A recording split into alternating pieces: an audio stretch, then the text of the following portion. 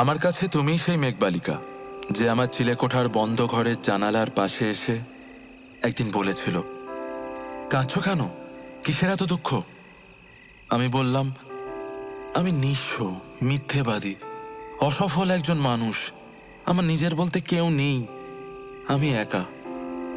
মেঘবালিকা সেদিন আমায় তার মেঘের ডানায় বসিয়ে নিয়ে গিয়েছিল আরশিনগরে। বলেছিল, কে বলল তুমি একা? আমি তো আছি।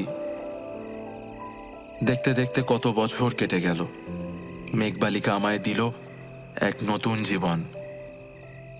আমার সমস্ত যন্ত্রণাকে বন্দি করলো নীল খামে।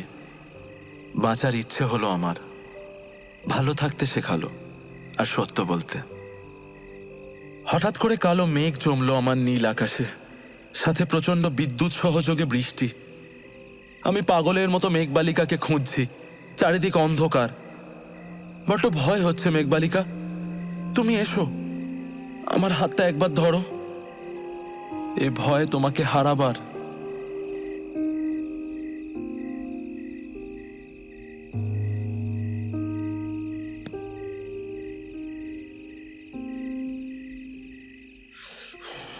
সন্ধ্যের পরটা না যা বেশ জমিয়ে ঠান্ডা পড়েছে।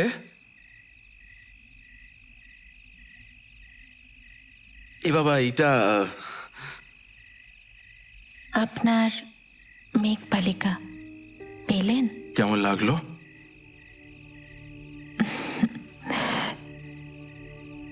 দেখবেন একদিন আপনি ঠিক খুঁজে পাবেন আপনার মেঘবালিকাকে। সেটা তো সময় বলবে। ওটা দিন আমাকে। লাট্টুটা না মানে বড্ড, কোথায় সব জিনিসপত্র রাখে।